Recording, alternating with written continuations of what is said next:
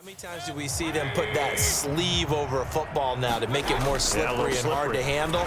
It's almost like they're playing with that sleeve on the ball right now. Was it 3 drives? Yep. 3 fumbles? 3 fumbles. It's time to change our luck some way, somehow. Focus, concentration, you'll hear those words on the bench in a big way right now. Now 2nd and 3. They'll stay on the ground with Irving. And this time he's able to take it down to the 42. A gain of 5, good enough for the first down. Brendan, every great running backs coach I've talked with has always talked about when you have great vision, you're not consciously thinking about your cuts and your moves, you're just doing them. And I think that's what we're seeing tonight. He's outrun them.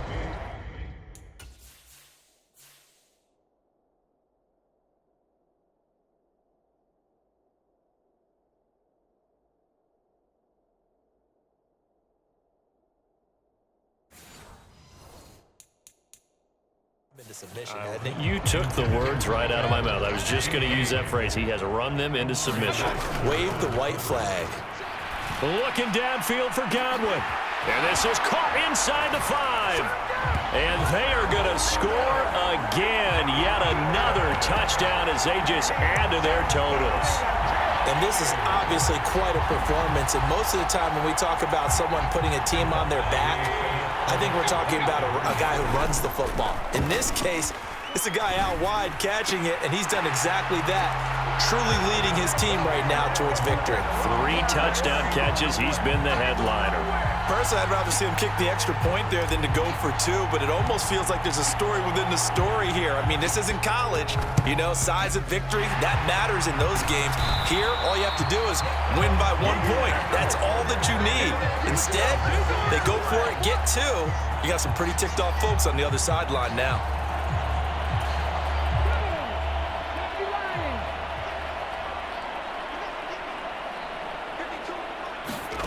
On first down, here's Stroud. And that'll be off the mark, too far out in front, and it's incomplete. This has obviously been a bad loss, but one of the few things they can still do is try and throw the ball all the way to the end zone and get some points on the board so they're not shut out over the final 2 quarters of this game. And his throw's going to be incomplete.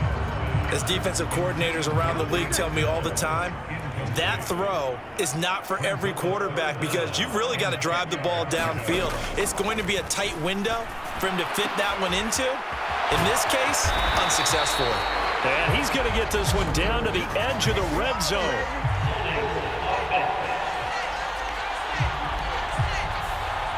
Well, your QB's been sacked 4 times in the game already, and they're the holding call. And you know darn well the offensive line coach is frustrated and upset that he's been hit that many times already. They intercept Stroud again, the 3rd time in this game. Picked up by Jordan Whitehead. And they will finally get him down as he's all the way to the 36-yard line. Oh, my goodness, CD. I mean, this defense just continuing to dominate. They're really dominating on both sides of the ball. But for the defense, that's now 3 interceptions for them here in this ball game. And what a great teaching tape for this defensive coordinator, right? When they go back and review this game, what does he always tell us that he preaches to his team? We're going to lead the league in effort. Well, they're doing that in this game as well as making big plays. 2nd and 10. He'll take a shot for the end zone. And this will be caught. And the carnage continues. It's another touchdown. But not much defensive resistance on that drive. And really, Charles, the way this offense has been humming, they haven't faced much defensive resistance the entire game. Yeah, I think it's safe to say that one team, their defense did not wake up and make it to the stadium for this one.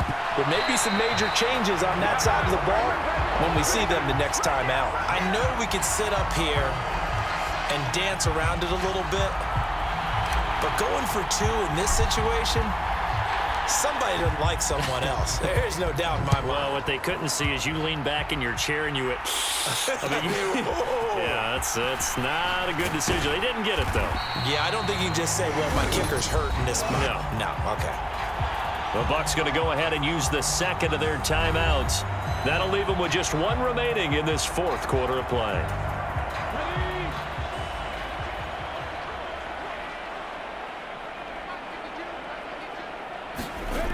They go back to the air here after the INT on the last drive. He's got it complete to Stephon Diggs. And he gets this up to the 34 out of bounds there. So the completion results there in 9 yards. And that'll give him a short yardage situation here for second down. Back to throw. Here's Stroud. And his throw is incomplete. That incompletion is not a surprise with the way that this one has gone, and the frustration, the body language is evident everywhere. This team, they've really been put through the ringer in this one. 3rd and 1. Stroud. That is caught. And he goes out right around the 39. So signs of life in what's been a dormant offense in this second half. Here's 1st and 10. They'll stick with the passing game as he looks to throw. Another target for Stephon Diggs, and he brings it in. And he's tackled a yard short of the marker. Good gain of 9 on 1st down. 2nd down and a yard. Stroud's throw taken in by Diggs. And this is going to lead to another 1st down as the tackle's made at the Bucs' 24-yard line. The Tampa Bay Buccaneers